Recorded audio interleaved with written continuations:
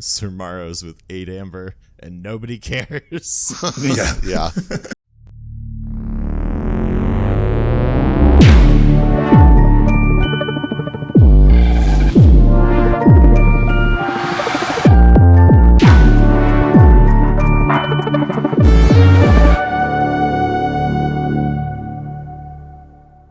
Hey there, this is Andrew coming at you on a pre-stream here with Brobnar89. Say hi. Hello, how's it going? Good. And Hey. We are going to be covering the KFPL match in a little bit here between UnarmedGoat and Jaypower. Yeah. Very exciting. So we cover, well, I say we, I was running tech for the stream, but you and Shaka covered UnarmedGoat's match last week as well. That was pretty good, right? It was an excellent match. It was with Grant Titus, who is Jaypower's teammate there on Kip. And so this is a look at revenge for Kip here. UnarmedGoat managed to pull out a victory in a really surprising match, but Grant's deck was surprisingly close to victory, and I felt really smart covering it because I somewhat understood that it was a close match, despite the fact that it didn't look very close. If you don't know a lot about Keyforge, you would not think that it was a very close match. It was definitely a high-octane, very interesting game to look at. Yeah, totally. Well, we'll see in a little bit, but we do have some echoes of Grant's lineup in Jaypower's lineup. But before we talk about that, do you want to go ahead and talk through UnarmedGoat's triad lineup here? Yeah, I looked at his decks last time, and I have the pleasure of looking through them again. So in case you missed that one, just starting off here with the Mass Mutation, we've got Panspring Moor, the Torpid, and Wealthy. This deck has a lot of self-hate in the Dis, Ritual of Tognath, Cinder. Yeah. And so with that, it would be nice to see a bit more of those neat destroyed abilities in Dis. You've got the Imp Spectre, but that's really the only good destroyed ability we see there. Mm-hmm. Infernus with some recurring. You've got Infernus and Stirring Grave, so you can bring back your Infernus. Couple of Implosions, more of that self-hate, but again, not a lot that you're going to want to destroy on your side. You can blow up one of your 2 Inferni and then bring them back. Yeah, I would have liked to see a bit more of those nice destroyed effects. Mm-hmm. And then you've got the Mark of Dis with a good amount of removal. So, the pain reaction and the implosion. So you mark your opponent and then blow up the cards that they have in that house. Yeah. And make for a very inefficient turn for them. Star Alliance, really the only thing that stood out to me in Star Alliance is that there are quite a few damage pips. You've got the Red Alert, the Subdue, Hadron Collision as well. Yeah, and then there's some efficiency cards. You've got Val, you've got Chan. But yeah, I'm not seeing a big theme out of Star Alliance here. Not really getting what's going on there. Untamed has one of my favorite combos to see in well, it's not really a combo, but having Reclaimed by Nature, which will purge your opponent's artifact, and Savage Clash in the same deck is always just a comfort for me. Those two can not necessarily together, like I said, but those two cards can handle pretty much any situation you're going to be put into in Keyforge. They can take care of a lot between the two of them. Yeah, so lots of removal overall in this deck. It seems like a very balanced deck. If you look at the little Acer pie, you can see that it's really strong in pretty much all the different areas except for effective power, which is kind of one that you don't really need effective power. It's fine. So it's just sort of a well-balanced deck that can take care of a lot of stuff. I don't think there's any particular trick to it. And I feel like that's what I said last time. And I feel like with the gameplay I saw out of UnarmedGoat, I feel like that stands. Uh-oh. I have lost audio from Brobnar89. Yeah, while I'm waiting for Brobnar, I'll go ahead and talk about Jaypower's decks. The first one that we see here is Mother Kerford Domitius, And this deck, I first of all just have to say I love seeing AoA in this high level play. It is a Heart of the Forest deck, so I guess it shouldn't be too shocking that we're seeing AoA there for Heart of the Forest. And these Kip guys sure do love their Heart of the Forest decks, so that's just a thing for them. But yeah, I love seeing the AoA. This deck has gone 2-0 so far in the league. It has not dropped a game. And hasn't been banned either, but has not dropped a game. We have the Heart of the Forest, which I think is a central part of how this deck wants to play. We have a Nepenthe Seed, which is interesting. It's an interesting solution to a low R value on the opponent's deck, right? If you can recur the Heart of the Forest as needed, if it gets destroyed, that's nice. It also can be really good for other cards or for pulling off that finishing combo, depending on the situation there. But then back to the logo side here, we have 2 interdimensional graphs, and that's going to be interesting to see how that plays out. I'm not sure exactly how that interacts with the Heart of the Forest and how that'll get used. So if it gets to get played, but that could be pretty interesting. We have a memory chip, which I think is a combo setup piece in order to probably load up for a really big untamed turn. I could be reading that wrong, but that's how it looks to me. Cards like Hexbion could also help getting stuff into archives for a power turn at the end. Knowledge's power could either be used to archive yet another untamed card or to potentially to generate amber, but I think probably it's more for combo setup and just to promote the team, I guess. And then we also have a lot of tools for slowing the game down, like Seismo Entangler, Abaid. Grey Rider is pretty cool too. That helps a lot with board control. So I think what we're looking at here is some sort of like keep the game slowed down to the right pace while we get into Heart of the Forest and set up that combo. So we'll see if I'm right about that, but that's how this reads to me. And R is certainly going to be important playing against that deck. The 2 games that Grant played last week both were with his Heart of the Forest deck, and UnarmedGoat was able to get the win out through that combo and kind of get done before the combo could stop the game. And so it'll be interesting to see if he's able to do that this week against this Heart of the Forest deck, if that's what it comes down to. Next up, FR Torikroon of the Streetwise Deep is 92 SAS, and this one has been banned in both previous weeks. So we'll see if that trend continues. It's pretty easy to see why. It has a really nasty Dees. It's a Worlds Collide deck, by the way, but it has a really nasty Dees house with a triple Infernus, a Hysteria to maybe get to play those Infernuses again, not finished with you to get to play them again, Key to Dees, which is really nice board control, and you could potentially follow up with like a Hysteria and drop Key to Dees, and then you're really pretty happy. And then in the Saurian house, we have 2 Tributes, 2 Six Empers, which is a tricky seal play there, and Thero Centurion meta coming in strong, a Phalanx Strike, Ancient Power, just really good Worlds Collide Saurian cards coming through here. Gargantodon turning off steel, and there's no actual steel in this deck, so it doesn't slow this deck down at all. It really is pretty impressive. And then a really straightforward good stuff Star Alliance house, as far as I can tell, too, with 2 Kirby's, a Kirby's Blaster, Light of the Archons, Ingram, Transporter Platform, board control with Red Alert, a little bit with Zap, Stealth Mode, which can close out games. Just a really, really solid, scary deck. Hey, Aviator, I'm back. Hey, you're back. Okay, sorry about that. Cool. I'm trying. Yeah, no worries. Stuff happens. I'm just gonna finish off this last deck and then hand back over to you to perfect. to finish those ones. If I could just add on to the look at this deck here, the Gargantodon makes for an excellent pair with the Tribute Six Semper combo, because there's not a lot that you're gonna find out there that's gonna be more than 16. That's a really good point. You're not gonna have to worry about whether the Six Semper hits an opponent creature for sure.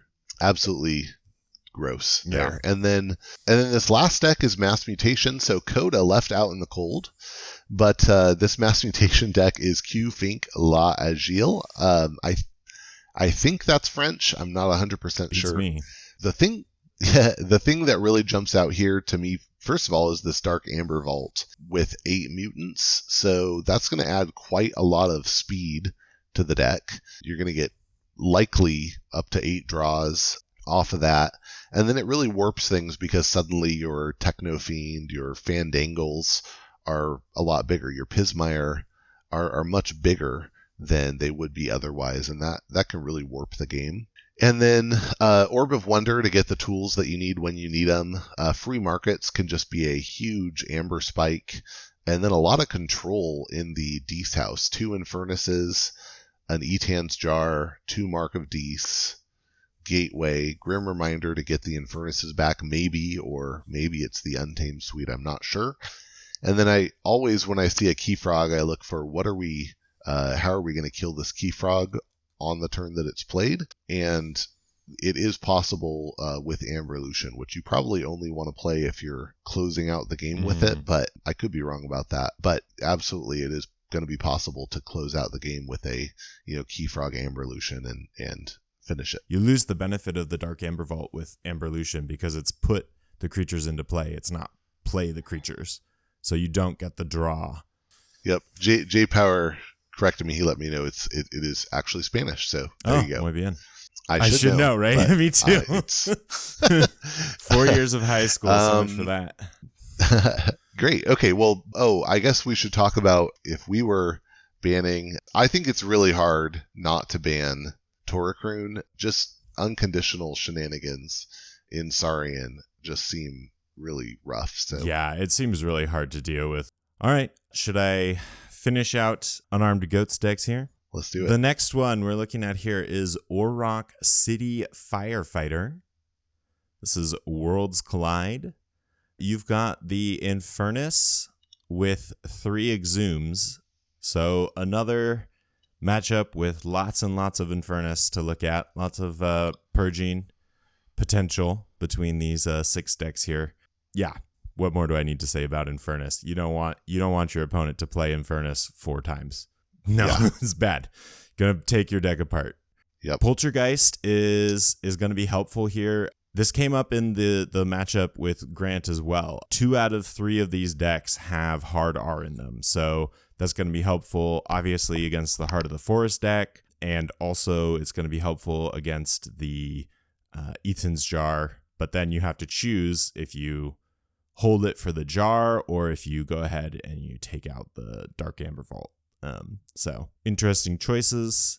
You've got Edai with lots of archiving support, lots of ways to drive up that cost. And then Edai has a lot of ways that he can say safe. There's the cloaking dongle if you can get it onto him. There's the medic. There's the operations officer Yishi, Taunter. And there is Melina.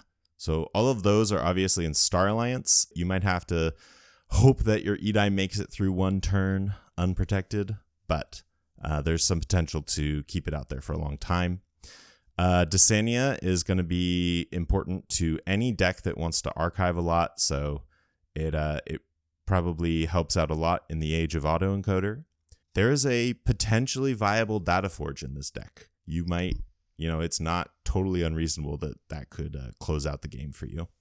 Yeah. Looking over at Star Alliance, there's Red Alert in a deck with 18 creatures is kind of so-so.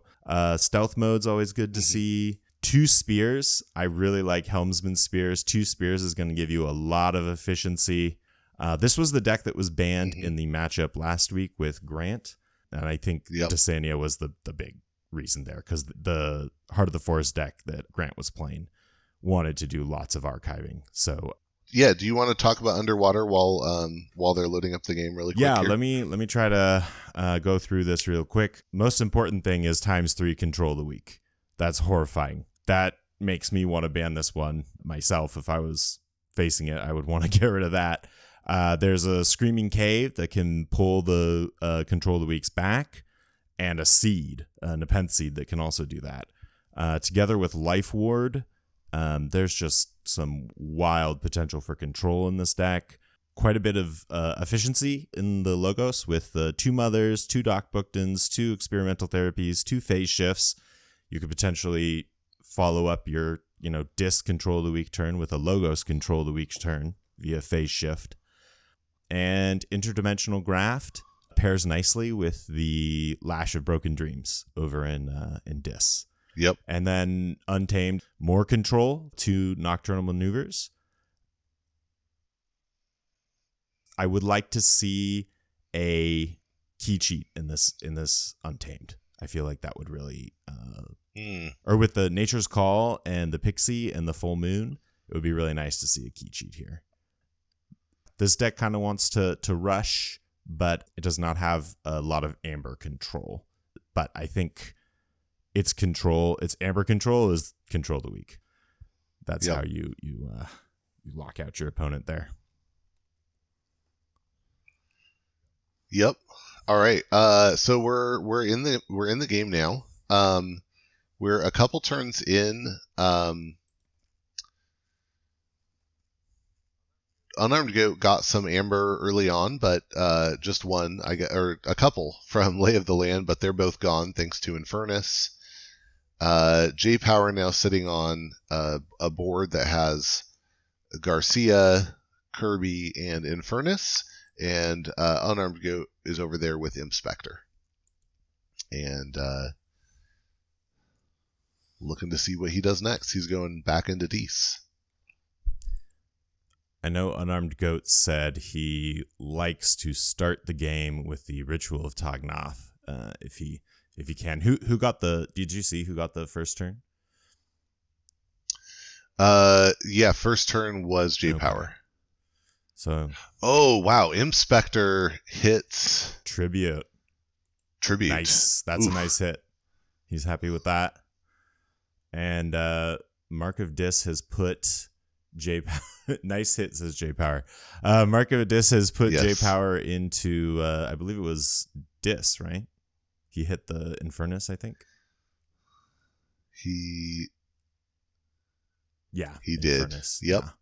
Yeah. And then fought it to kill it with the Inspector. I think he fought the Garcia, and then he used Pain Reaction to take them both out. Ah, fair. Okay. Oh, fair point. Yep. Oh, and just a single 200 IQ plays there. Yeah, Stirring Grave.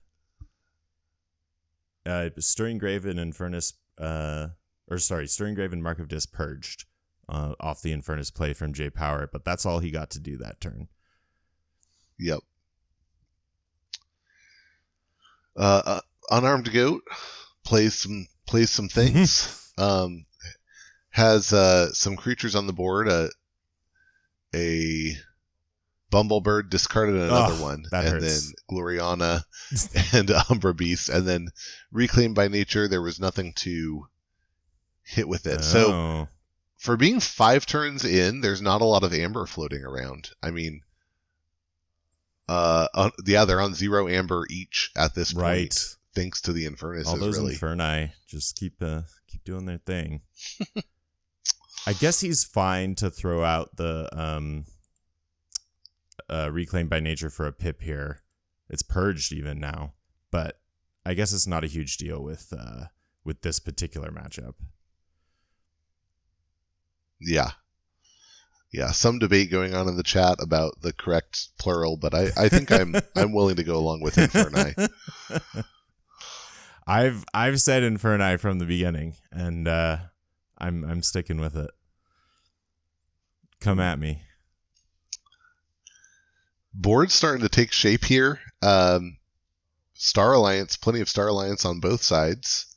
2 Kirby's out on Jaypower's side, and then Jaypower also sitting on a couple of these creatures and a bunch of Untamed on Unarmed Goat's side. With the Kirby, Jaypower playing Triumph, which, if you're not going to get a Forge off of it, then this is kind of the ideal, right? You just kind of dump it for an extra Amber on a Star Alliance turn. Seems good. Yeah. That makes it, not as much of a dead card if you can just get it out of the way. I mean, even in excellent Saurian deck like this, I'm not sure if it ever really happens. Mm-hmm. Yeah, a little embarrassing there. Kirby dies to Bumblebird, not something you see every day. And then Growth Surge makes for a really big Explo Rover now that can't be used this turn, but is 6 power now with Skirmish. And then Umber Beast with Observe You Max. I you know, I hate elusive skirmish. That's not a thing I like, but with the Observe You Max, that makes it actually pretty substantial. Right. Yeah, that's a good point. Because now he's going to load it up, and it's got 4 power too. Right. Value Reaps from Ghost Hawk, and then Fangtooth Cavern hits the board, killing the Ghost Hawk. But we'll see how that shapes up as the game goes on. Interesting play with the Cavern there. I mean, the two amber on there is kind of unfortunate. He definitely doesn't want to make it Infernus food, but at the same time, like, he had board dominance there, and he still chose to play it.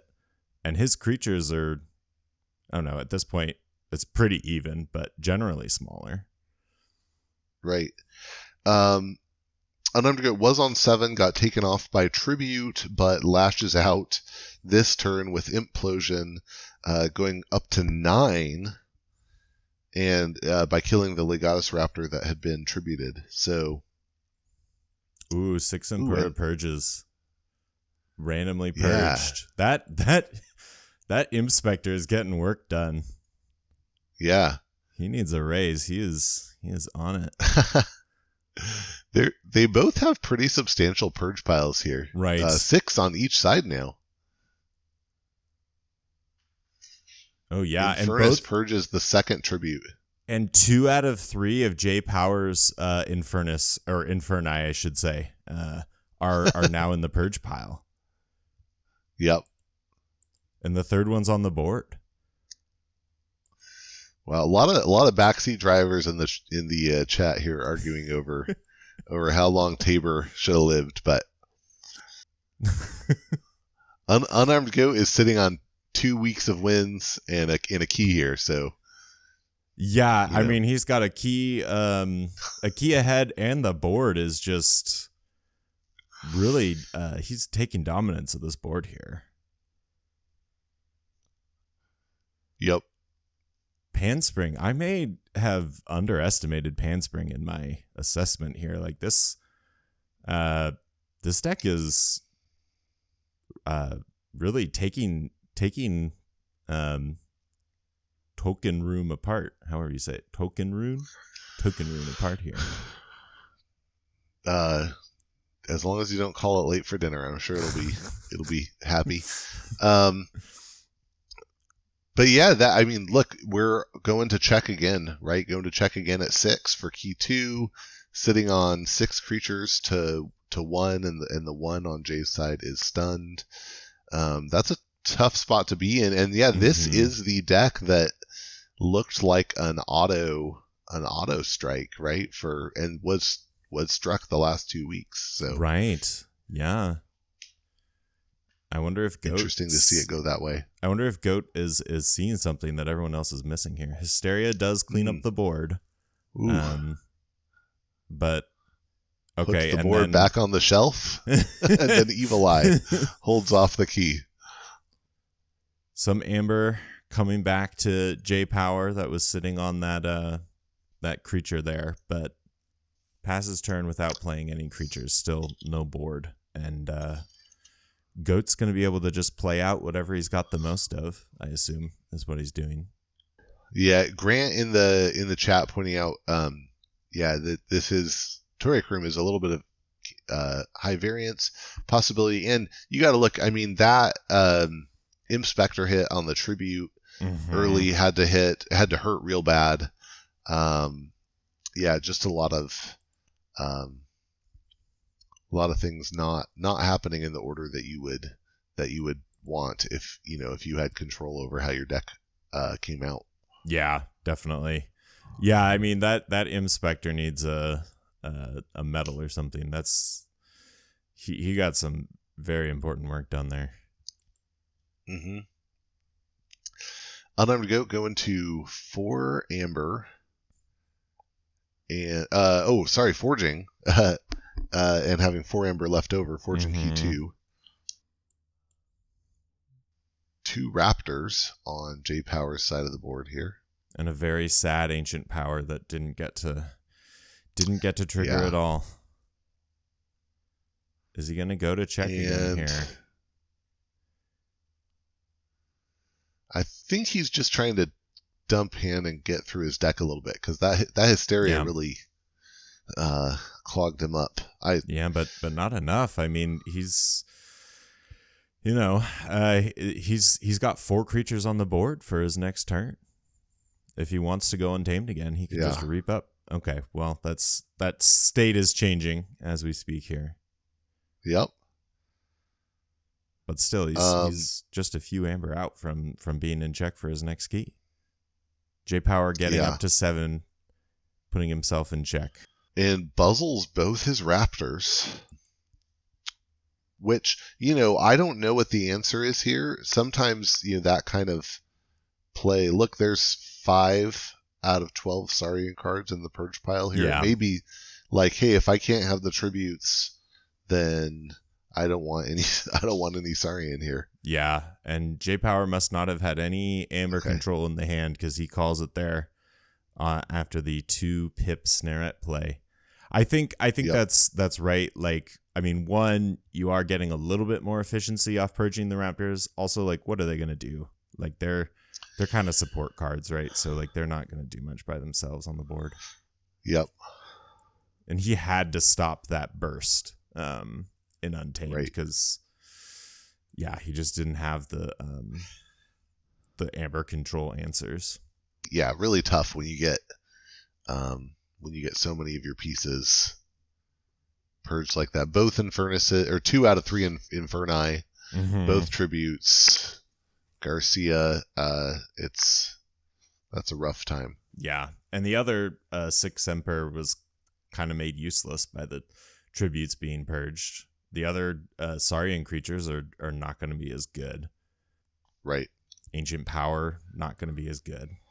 Yeah, that was definitely both players definitely played well, but I think we can say we would have at least seen a longer game if that Inspector had not gotten so much done. He's as good as an Infernus. Yeah, well, better. I mean, a card like Tribute, getting to hit it before it even gets played is... That's true. Yeah. That's true. That's better. Bonkers. It was a lucky hit for sure. Do you think Jaypower should go ahead and take the change, swap to his other deck, or stick with the same one? I don't think it matters a lot. I think if I'm in his shoes, I probably stick with the same one, because it looks so powerful, right? You got to think, okay, probably we can get a win here. He changes with Torikron. He did change. Mm-hmm. Yeah. So Jaypower going first here, and takes the mole. Looks like Goat liked what he had. And the game here. And there it is. Wow, turn 1 heart. Heart for the opener. And I believe this is the one. Does this have the... No, this is the one deck from Goat that does not have hard R, I believe. It's correct. Yeah. Wow, that's going to make for a real interesting game here. Yeah. So we are, Goat's in for a tough time here. I mean, how do you overcome that? Because that's like one of the... I don't know. I don't know very much about Heart of the Forest. I'm not a big Heart of the Forest stan, but I feel like that's one of the big kind of challenges with Heart of the Forest is if it's sitting on the bottom 3 cards of your deck, you're in trouble. Yes. And it's clearly for not sure. Here. So I mean, he can, and Goat can burst all he wants. It doesn't matter.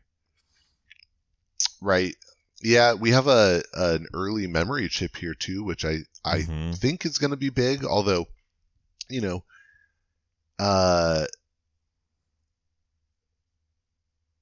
I hesitate to guess too much how this is going to play out. But yeah, we go into Logos. He plays cards for pips. Both interdimensional grafts. I guess. Work. Why wouldn't you play them? There's no point in holding interdimensional graft.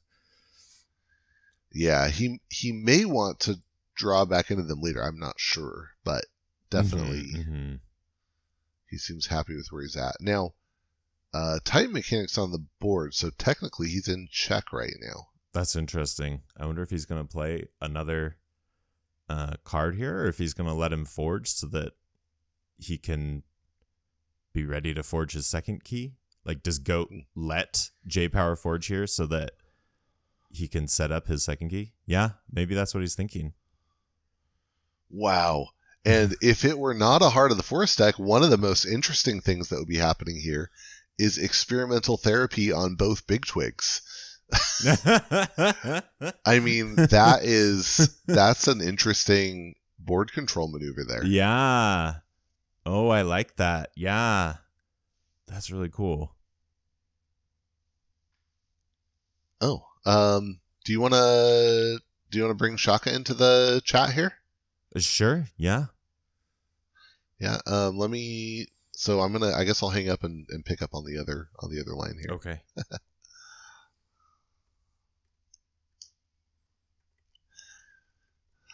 Shaka just finished his matchup, so might as well bring in the conqueror here.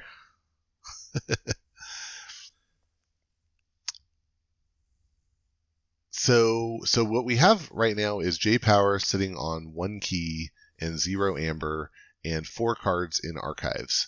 And then Goat sitting on a huge board and 1 key and now 4 amber and a Nep seed, which is pretty interesting. And he uses Control the Weak to push Jaypower into Sanctum here. Hey Shaka, welcome. I see you lit up, but I'm not hearing you. Nope, not yet. Yeah, this is definitely interesting. Jaypower doing some capturing, doing some discarding, not going to get those pips. So I think he's setting up. He's waiting until he has all the pieces in the right spot so that he can pull it off. He does not want another surprise key. Yeah, he wants to be in control of when he forges his next key here. Yeah. Did he express surprise at the first key? That might not have been, like he was planning to get there eventually. I'm not sure. Yeah, I mean the 1 is not as important as if that had been the second key. That's definitely true. Hey, this is Shaka. I've just joined. Hey, welcome. Congratulations. Thank you. Well, you came at a very interesting moment for sure. So what's going on so far? So Jaypower, UnarmedGoat won game 1 rather against the deck that had been struck the past 2 weeks. But going into game 2 here, we have Jaypower sitting on a turn 1 Heart of the Forest, a single key, and then just cramming stuff in archives. Yeah, yeah, and this deck doesn't have artifact control, right? That's correct. Correct. And I'm feeling like I don't want to, make any preeminent calls or anything here, but I'm feeling like Jaypower just kind of chills on this and puts all his pieces in place, takes his time, gets Controlled the Weak into houses he doesn't want to do, and that's fine. Just clear out the hand, pass turn, and move on to the next one. Yeah, he is bothering with board control, right? He plays Grey Rider to fight something with the Titan mechanic. Mm-hmm. So to kill to kill Mother. Yep. So yeah, that makes sense. He's not just pitching everything, but give your opponent less things to work with while you slowly just make your way. I mean, he's only got 11 cards left in the draw, so he's, the pieces that he needs, he's collecting them. I wonder if the Lash of Broken Dreams can come into play here. Yeah, if I'm Goat here, I'm just thinking, okay, what is his end game play? What's the combo here? And how do I disrupt it? And it might be like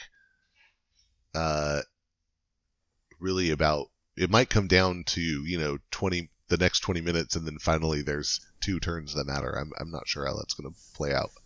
Right. Because I think when I've seen the combo with this Heart of the Forest deck, Mother. And it involves taking like a bursty Untamed turn after he pulls his archives. Right. So if he can't actually do the Chota correctly because the key cost is increased, that could mess things up. Like, let's say he lashed at the time limit. Yeah. And he just can't forge the third key. There were too many pronouns there. If Unarmed Goat lashed at the time limit, Jaypower might have trouble doing the Chota or the combo. Life Ward. Yeah. Life Ward could mess up the Untamed. That's burst true, as yeah. well. Or Control the Weak. Yeah, 5 seconds left on the clock. Life Ward, lash, pass. He wins. It's definitely not ideal to come down to playing to the clock here, but that's the reality. And I think it leads to thinking like you were mentioning last week, Shaka, with the when Grant just like was pitching creatures he could have been playing, and you said that the thinking was just not to waste time with extraneous clicking, like just move through the cards as quickly as possible so that you can do the things you need to do. Yeah. Yep. And also to Fire Master the theory. Screaming Cave with 3 Control the Weaks is pretty interesting. I mean, your chances, especially with a board, your chances of getting to Control the Weak every turn are not bad. Yeah, and the 2 phase shifts help with playing them on non-dis turns, so you can, it's worth it to hold one of the. If you've got 2 in hand, you hold one and play it on your next Logos turn. Yeah, the more I think about it, I think this Life Ward strategy is just going to work. Like, he can't do his combo without playing any creatures, right? To burst up enough. But then Goat has to determine the right moment. I mean, Jay's still got 25 minutes to work with here. Right. Nepenthe Seed in the discard. That's unfortunate. The Mind Barb got the Nepenthe Seed. Yeah, definitely needs that in place. Well, so there's a Mimicry here. It. Could he get it? He's got Key Charge and a Chota, so I don't think he needs it. Needs the seed? Yeah. I think he used it to play Full Moon twice and then dump a bunch of the creatures. Okay. So yeah, can he mimicry something in this deck to avoid the Life Ward problem? I think the answer is yes. I mean, Control the Weak is a strong contender. Life Ward's Omni though, but it's an Omni, so you could still use it. Oh right, yep, yeah, good point. I don't know. Actually, Grant's Heart deck can actually deal with this because he uses key abduction. So it doesn't care. Yeah. It doesn't care about not being able to play creatures. Right. This Life Ward's a huge problem. Every time you see a Heart deck, it's like, what else could mess it up besides artifact control? And maybe this is it. It only works for 1 turn, though. Even if Goat determines the exact moment to pop the Life Ward, then, Jay just passes turn and then does it the next turn. Yeah, that's true. Yeah, there's oh man, there's another theory here that I'm working on, but I hesitate. So I think there's a way. So IG is an interesting card here, right? Because you could potentially IG with your opponent sitting on. Oh, no, I lied. No, IG doesn't help here. So, nope. Yeah, he has 2 keys. You mean Goat's interdimensional graph? Jaypower's is. I was thinking, so there's a chance you sit on. There's a world where you sit on 0 keys, make them sit on 1 and build up, and then you IG them going into their second. But that window is passed because Jaypower's on 1. So That might have been the move. Yeah, I mean, but it was that the moment was passed very early. Yeah, So. It happened very, very quickly. I mean, interdimensional graft could slow down the untamed turn in the same way that, the life ward could. Like, it'll slow it. Oh, there's the life ward. So graft would slow down the turn by 1, right? Like, okay, he played graft. I can't do my big combo this turn because, I'd get all the amber, and then I guess you could forge with exactly the right amount and then build up the pool again. So I guess that doesn't really do anything. Yeah. Interesting. Why did he activate the life ward? I don't understand that. Yeah. That's like the only thing that will let him win the game. I mean, he can definitely get it back. Yeah, with the but cave. Yeah. Oh. Yeah. Well, if you can pop it and then play Control the Weak the following turn, then it kind of potentially becomes like a cycle game where if you can cycle the life ward and Control the Weak or something, then you just don't leave an opening, I guess. Yeah, but I mean, all of these tools that he has, I feel like all they do is delay. Mm-hmm. Like it's just the slow march of the inevitable. Like, yeah, I don't know. I'm not gonna say for sure, but it feels like to me the only out Goat has is going to time, and there's still 20 minutes. Yeah. Oh yeah, time is definitely the only answer here. I mean, the Control of the Weeks help with that, right? Like, if you're playing Control of the Week every other turn, like it's very hard to build your archives the way you want. Yeah. Jaypower is he's taking his turns fast in any case. I think if I'm him, right, like my big priority here is cycling to get the NEP seed. I think that's really the missing piece.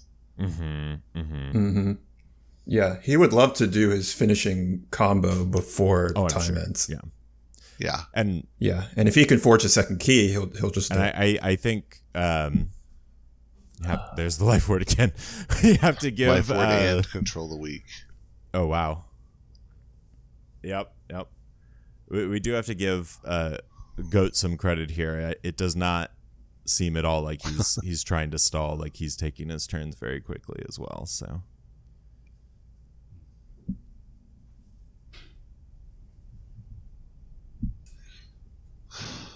Sir Maro's with 8 amber and nobody cares. Yeah. It just doesn't matter. So somebody brought up the question, can in the chat, can the Untamed burn through a cost of 9? And I think the answer is actually yeah. I mean it definitely can. I think if you have all the right pieces, right? Yeah, you can forge. Well, we could count. I mean, we've got a lot of time. Yeah. I mean, so if you, assuming you have your entire Untamed in your archives, except for Nepseed being on the board, you can play. You play Full Moon twice, and then your 4 creatures are netting you 8. Well, are netting you 8 amber. Add into that Nature's Call. Yeah. Add into that Way of the Porcupine and Persistence Hunting, and you're at 10 amber, which is enough to forge at a cost of 9. When you play at Chota Hazard, you gain 2, lose 1, forge for 9. So the thing is, you need to have everything in the archives. You need to have Nepseed on the board. And then you need to get up to 9 so that when he lashes, you forge for 9 and then can do the combo. And you need him to not have Life Ward when you burst to 9. Right. I think that's right. So that's why I need the Life Ward on the board at all times. Right. So he can never go to check for the second key. Right. Because if he goes to check for the second key, I mean, the other option though is if you, if you had some other way to burst, like you could do something like, even play, have 24 cards in archives and play Knowledge's Power to burst 24, right? And then it doesn't matter because you can just go untamed and play Key Charge and you win. And then and then the only way you lose is to control the weak. Wait, so he plays Knowledge's Power and then passes the turn? Yeah, passes. You play Knowledge's Power. And then you forge. Yeah, but then Unarmed Goat will just forge the third key like immediately. No. So you play. So you're on one key. You play Knowledge's Power. Go to 25. Right. Pass. Well, on Goat's turn. Oh, I see. Yeah, he hasn't can't forged the second yet. key. Right. So then the question is, can he prevent you from playing Key Charge? Right. Yeah. So I believe Goat should be holding a Control the Weak in his hand, just continuously, but he's not doing that. He's got the Screaming Cave going on. Right. But there's no way if it is still risky because there's no way if Jaypower knows whether Goat has it or not. Key cost now down to 5. So there you go. Big plays. Well, Goat took down the other heart deck, so I mean. Yep.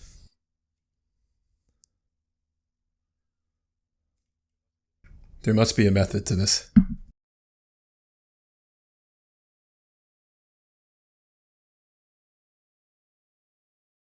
This is definitely, I mean, Heart of the Forest really makes you rethink your Keyforge, and it's that equalize. Yeah, this is interesting. So thinking about this from Jaypower's perspective, like when is he going to go to check for the second key? As soon as that happens, he gets life warded and control the weak. Yeah, JB in chat says that he can't go to check on his turn, right? He can maybe go to check -1. If he's at check -1 and has enough to burst, then he's in pretty okay shape, right? But he needs to, and the Nature's Call gives him a lot of leeway because if he can play 2 full moons and then do the yeah, everybody's slapping me around. His deck doesn't go to check for key 2. Never. Yeah, that's fair. Yeah, I was thinking you wait until, because you can burst 14, right? So like, yeah, you can just wait until you have everything and then use the 2 key cheats in one turn. But you still run into the last. So is there enough amber for that? I don't know if there's enough. Can you go for into 18? 18. Well, you need 20, right? Because you need the +1. Yeah, you need 20, but if you start with 4 and the combo gives you 17, then that's enough. Right. So is that the answer? It's 17. Did someone calculate this? Someone did. I don't. So here, let me see here. So it's 2 full moons, Tantadlin 2, Tantadlin 4, Witch 6, Persistence Hunting 7, Way of the Porcupine 8, Mimicry 9, Choda 11.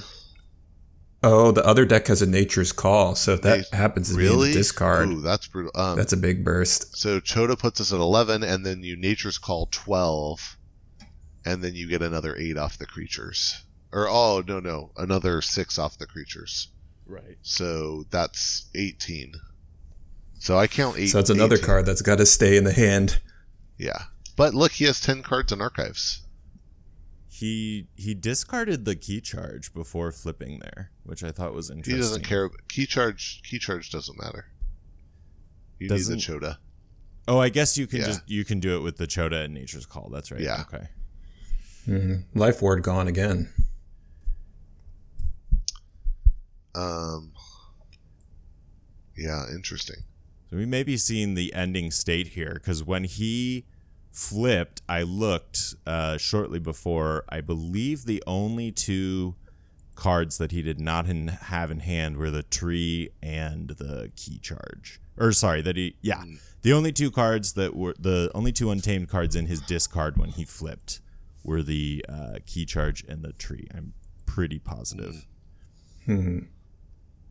By the way, just, interesting stuff here. Like, Goat over there is he's playing pretty fast, and I know if I'm in his shoes, I'm tempted to take like a minute on each of my turns. So kudos to him for not doing that. I mean, he's very not honorable. taking any time that he doesn't need to. Mm-hmm. And and that's what I expect at this high level of play. Oh gosh, phase shift into Control the Weak. Brutal. There it is. Just not allowing the opening.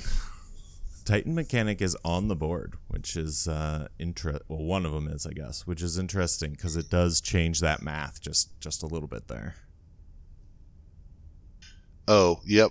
A couple people pointed out Mimicry probably doesn't work because of Cave, but we'll see. There's not been much of a discard pile throughout the game here for Goat. Yep. Emptying out a bunch of logos. Goes to 4 Amber. Goes to 4. So I think we're seeing an ending state here, and Life Ward is not on the board. So he's going to need one of his Control the Weaks to stop this here. Yeah. Putting it into Sanctum. Does he have the Life Ward in hand? No, because he's doing the cave again. I think this is it. Key cost goes to 9. Oh. But he put him in the Sanctum, right? Did he? I was looking at something else here, actually. No. Did he? No, he did not have a Control the Weak. Oh, I was looking at the wrong bit. Oh, that was last turn. That was logos. A different turn. Oh, so he's probably hosed. I mean, yeah. What else can he do? He didn't have a Control the Weak. Oh man. So we have to see what that I think Jay's just checking his math here. Jaypower checking the math. Counting up. Key cost is 9.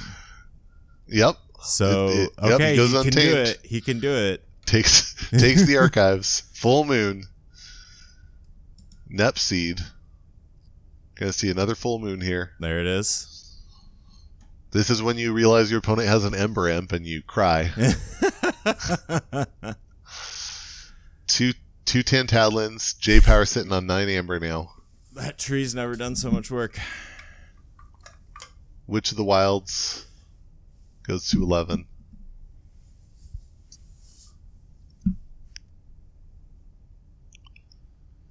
Chota goes to 13, loses 1, forges for 9, goes to 3. Nature's Call puts him to 4, brings 3 creatures back. Not the Chota, interesting. Plays Witch, Tantadlin. I guess he's got the key charge. And there it is. Key charge, yeah. Whew. And wow. Goat very graciously just sitting there letting him do all that. Ugh. There it is. Brutal. There it is. That's the long slog of Heart of the Forest, and with still 8.5 minutes left on the clock when that game closed out there. So within reasonable window. I wonder if it's considered slow play to just pass your turn without doing anything. No, I wouldn't think so. I mean, I think there's in extreme situations there's reasons to do that, right? Yeah, I think going to time was the only out there. Mm-hmm. So we have to see Lord Underwater again here. Mm-hmm. Along and now it's going with, up against the big Dino deck to Toric Rune. Okay, and Unarmed Goat says he wants to go second. The TCO let that happen, so we're good. We see looks like no moles. And turn 1 Gargantodon from Jaypower. Okay. Well, Gargantodon not going to be super important in this matchup here. Not a ton of... Is there any stealing in Underwater? I don't think so. Pit Demon. Pit Demon. Pit Demon is shut down. Stealth early mode. Mother, early Kirby,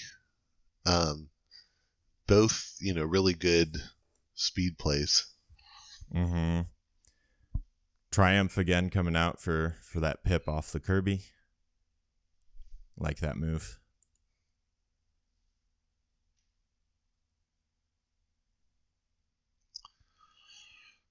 Discarding Nocturnal Maneuvers? That's an interesting move there. He couldn't play it because of the stealth mode. Yes. Right. Well, board's shaping up again here. Jaypower sitting on Thero, 2 Raptors, Kirby, and Gargantodon, while UnarmedGoat has a Nepseed, an Experimental Therapy Mother, Grubling, Snufflegator, and Big Twig. And Mindbarb hits the Tabor. Lots of dinos out here, and a big board could be a problem for Goat's deck here, because the Control the Weaks become less meaningful if you have a board in each house. Yeah, big board Worlds Collide decks just don't care about Control the Weak. Yeah, Star Alliance is... Well, they do if it's all one house. Right. So Star Alliance is the call, so we'll see what he's able to play out here. Already looking decent. Yeah, I mean, that was not a terrible turn. The Penth Seed ready to bring back Control the Weak again. Ooh, yeah, that's mean. Key to Dis is out, but I don't know if it's going to get used at all. Like, he's got those... It's a little dangerous. It's a little dangerous because Underwater has that remote access, and so it's possible that you end up, with Goat actually popping the key. But yeah, that's true. We'll see how it turns out. I mean, now they both have a lot of creatures. Yes, but that is the only access to board control that Underwater has. Well, to a clear, anyways, I should say. I do think the Coda side needs to put more pressure, because eventually the Infernuses are coming and they're going to purge out all the good cards in his deck.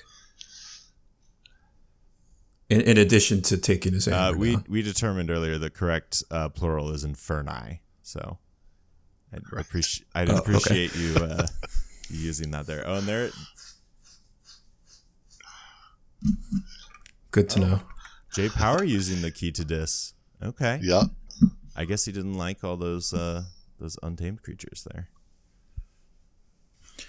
Yeah, or if he's going to get into Hysteria, he doesn't want to bring all that trash back to his hand. Goat going Logos and clearing what's left of the board with Lost in the Woods off of a phase shift, and then playing a couple Booktons and an IG just for the Amber. Very effective Onyx Knight coming down there. Yeah, doing work. And then Rot Grub and Evil Eye. So Rot Grub takes it down to 8, and then Evil Eye holds off the key. That's interesting.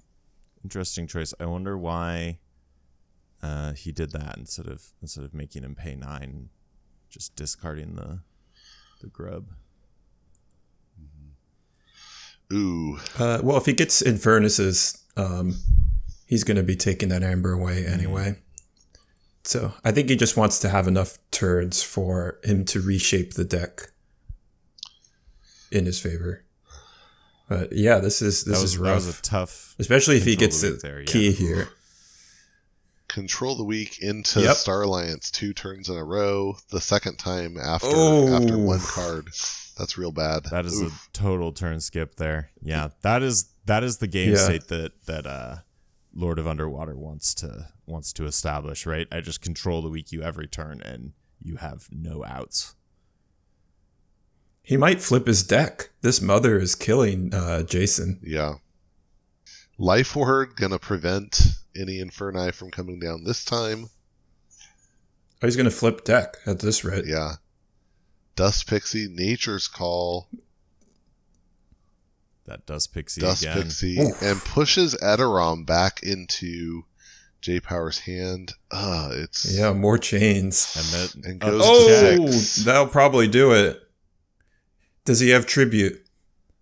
Is he going to tribute on the Onyx Knight here? Wow. I heard some idiot was saying that that Control the Weak doesn't matter against Worlds Collide. Who was that guy? Who said that? Yeah. Yeah, I mean, if you can keep the board to one house, you're doing turn skip still. That's why you should. Yeah. Maybe it doesn't matter against Crawley much, but a lot of other decks can't get on the board like that one. This is why you should never say anything about Keyforge, because then you'll instantly be proven wrong.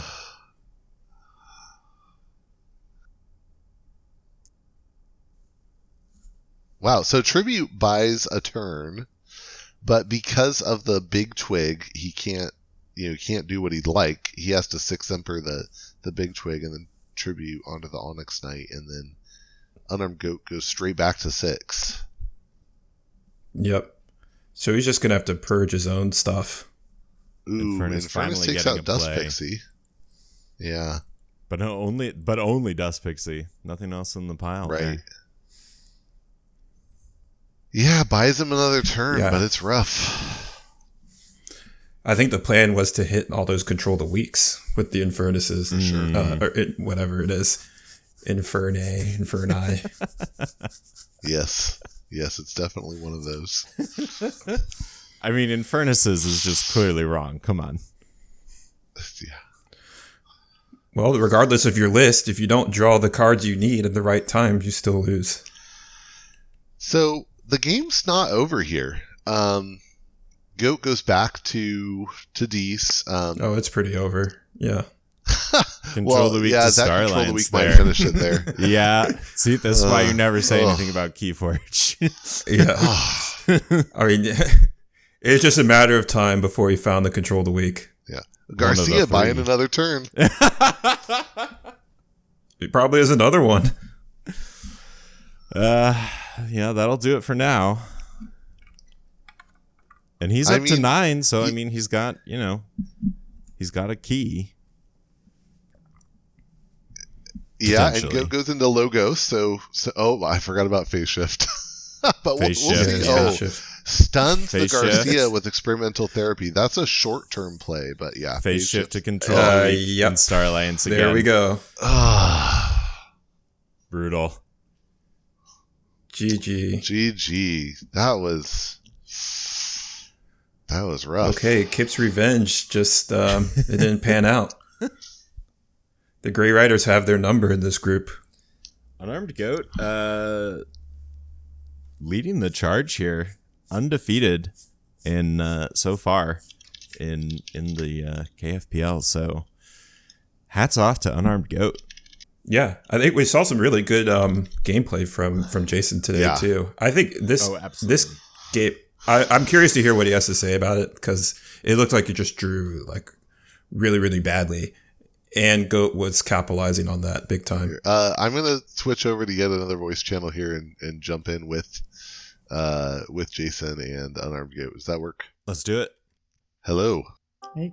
Hello. Great games there. That was intense. Yeah. That hard game. I'm like, I have no idea what to do. I'm just going to make this as hard as possible on Jay.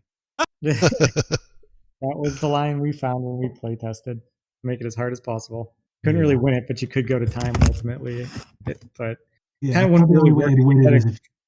You had to control the weak me into turns that took me 1 second to complete. So going to time was hard. That was the only out we could see in that game, was to basically just play to time and just keep controlling the weak into the wrong house until time is up. But we did have to mention that we noticed Goat did not try to draw out his turns or do anything unhonorable in that way. So hats off to you.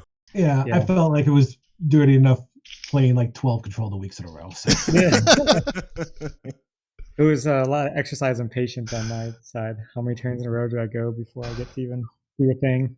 Did you archive every untamed card in your deck at one point? No, because you were a master. You hit me with Mind Barb 3 times on untamed cards, including once on the next seeds, which extended the game probably 6 or 7 turns, having to redraw into that card. Yeah.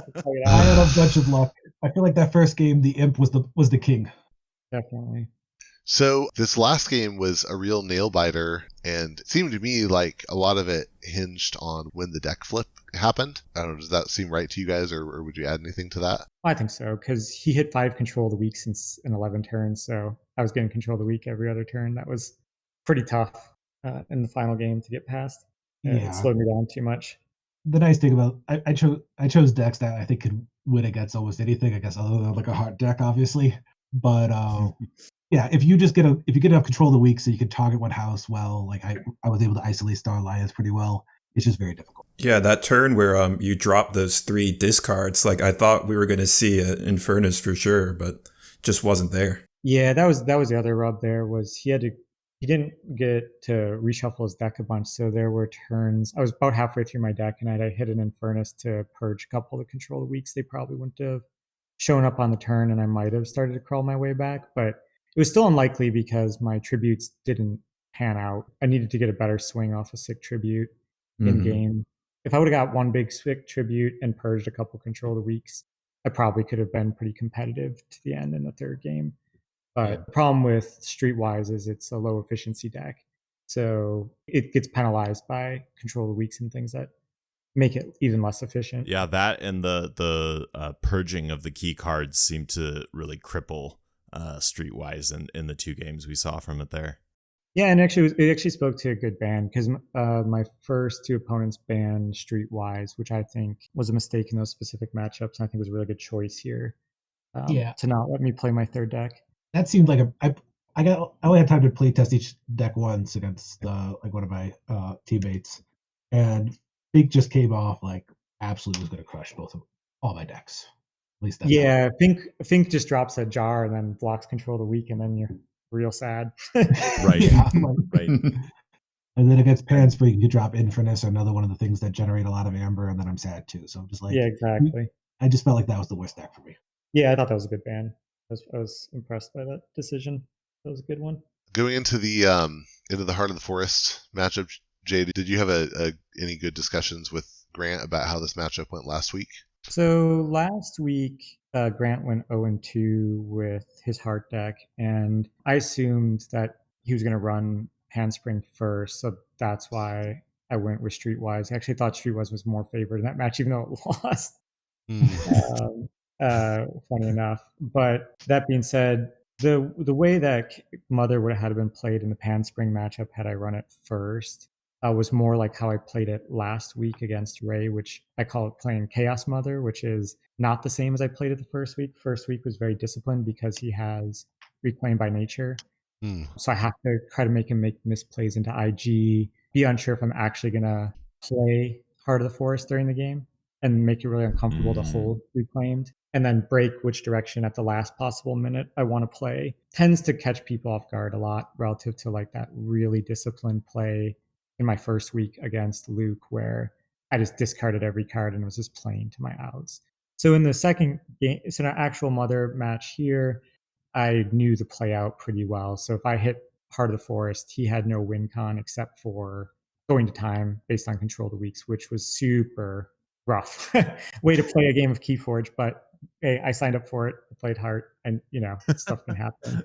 So, but actually one of the keys in the Heart match, which there were 2 things that mattered materially in not going to time. One was he kept calling not Untamed Sanctum, which allowed me to play minions and contest the board. And by contesting the board, I could keep his reshuffles to reduce the probability of control of the week. Had he kept hitting my Untamed, I would have just sat there with most of my Untamed cards in archive and had nothing to play and no way to contest the board. And he would have built up this huge board and been able to hit control of the weeks almost reliably every single turn. So I was really afraid that he would take the control of the weeks into the Untamed line, but I couldn't control that. That was, outside of my... Yeah. That's really interesting. I didn't really think about that. That makes actually more sense, but I was just trying to. Right. I was worried about your untamed line because that's how you win. Yep. So no, it's interesting. This is one of the few times I've played Harder Force. I think the first time really was last week against Grant, and this is my second time. So definitely learning. Yeah. I have found Harder Force to be really enjoyable because it sort of changes the nature of the entire game. A lot of people don't obviously care for Heart of the Forest, but I think that it adds something to the game because it changes it from one game to a different game, and all the rules and dynamics change, and you get rewarded for creative thinking. Most decks have lines to beat Heart of the Forest. Probably 3/4 of decks do, but I would say 80% of players have no idea how to execute on those lines. And so, as a Heart of Force player, just sitting there like heart beating, hoping they don't figure out the esoteric line of play that results in your loss. I saw that last weekend during the end of the survival event, the 4-deck survival event. There was a matchup with a double redacted Heart of the Forest deck in the top 4 or whatever, and his opponent had a Grasping Vines, and the double redacteds were out, and the guy just had to just Grasping Vines one redacted, so he'd force the guy onto key 2 and he'd win. But he finds both redacteds because he didn't really think about the lines of win, and then the game ended up going, much more. So like, guy had an answer and didn't know how to execute because who plays against that? Right.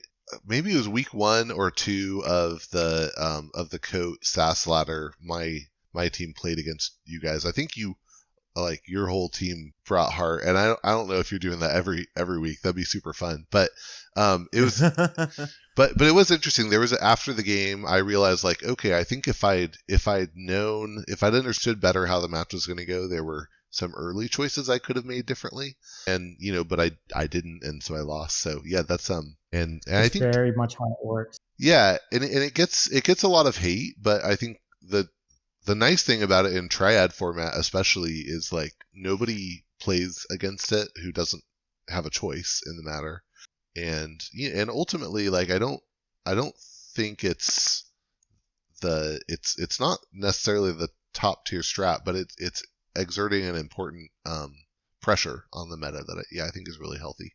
Yeah, I do think it's helpful for the meta. It sort of forces some more artifact control, and then I think it makes players play more creatively. So I kind of personally don't like the heart bans in events because it, instead of educating people on how to play against it, and learn, they just put it in a box and say, I hate it, I don't want to deal with it. And reality is it's really creates interesting puzzle boxes. Not everyone signed up for a long game of chess, which is how they tend to feel, but they can be really fascinating games to evaluate. And oftentimes you find that you actually could beat the decks if you really noodled on it. Yeah, I think in high level gameplay, like, it should be a totally fair game. Like, you have to figure it out. I mean, perhaps it is, like, I do wish more decks had answers. Like, it does suck if you're in one of the 25% where you play a card and you just, like, totally win. So I think if it was more, like, designed it like most decks could beat it, but it's, like, very, very tricky, that would be the sweet spot. But I'm glad this card exists. I think it's really, really interesting. Honestly, if they were doing better design, what they should have done was, like, throw 5 counters on it and remove one every turn, and it dies, and then that would change a lot of things, like the game we just played, and it would be still a reasonable strat to play, I think. Yeah. So not perfect. It was just I think it was a weak card design. Yeah, or you could make it a creature that has, like, 10 power or something. There's a lot of ways I could approach it other than a permanent game effect. Because, like, in the deck that I played or Grant played, we play with very real and live win conditions with the deck. But the vast majority of heart decks ever printed have no win con, and you could just game over. When it plays and neither player can win, and it just ends. It's really design space to have explored. Yeah, well, they were definitely both very interesting and informative games for me to watch and commentate as somebody who has relatively little experience with heart. I really appreciated, like you said, the way that it turns the game on its head and just makes you reapproach your thinking of how you want to come at the game. It does. And I think last week when I played against Ray, he had a poltergeist, so he could take care of it in our match. But he lost with that card. He held it in his hand for 11 turns. So he chained himself 11 cards to try and have his way to beat it. And in the meantime, I just beat him in a normal game of Keyforge, you know. So it does affect the game profoundly, and I think that's what's sort of interesting about it. That's what I actually think the major difference between your deck and Grant deck is. Your deck can win a normal game of Keyforge. I don't think Grant's deck can. His is my SAS rating on my deck. If you look at like card quality, is much higher. I can actually do things. Yeah. His is actually a better heart deck in the sense that it is more efficient at pulling off the combo than mine. So I would agree. In your games that you played last week, which I thought were quite interesting against Grant's Heart, in your first game with Panspring, I think you won on turn maybe 7 of that game. And normally Grant pops off on turn 9. And I think that's kind of where we honed in on your deck, taking on average to win.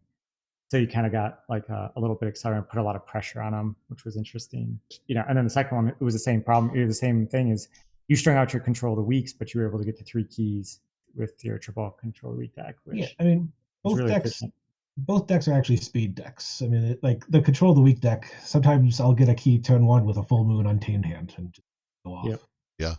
That was disconcerting to watch in my last game there. You didn't quite do it, but you basically went like 5 amber. You did the Fairy and the Nature's Call, and I was like, oh man, I'm not going to be able to claw this. Too much amber. Yeah. So, Goat, you're playing really well so far. You're now 3-0 in the league. What do you think's going well for you, and what are you looking forward to? I mean, it seems everything's going pretty well. I mean, I just basically chose decks I thought were quick, efficient decks that could solve most problems. So, like, it's very hard to isolate. They're all solid. None of them are like, I think, the best decks in the league, but they all have the ability to go off. So I think they're all like good to amazing. That was kind of my bottom line on Panspring is like I wasn't able to pin down like, okay, what is this deck really trying to do? Like, what's the trick or whatever to it? But it just seems generally very solid, like well-rounded, able to handle most situations. It's got a lot of tools, but it's not, it's not a Heart of the Forest deck. It's not trying to win in some unusual way. It's just kind of generally decent. It generates a lot of amber. It has some control. It has some creature control. It has some artifact control. Mm-hmm. Yeah. It has a captain. Sometimes that goes really well, and you draw a lot of cards off of, like, play a lot of cards off captain. It's just lots of generally good things. Mm-hmm. Mm-hmm. Great. All right. Well, thank you guys for joining us. Really, really great play by both of you. That was super exciting to watch, and good luck with the next 4 weeks and maybe the cut after that. Thanks, guys. Appreciate it. Thanks. Have a good night. Congratulations on the win.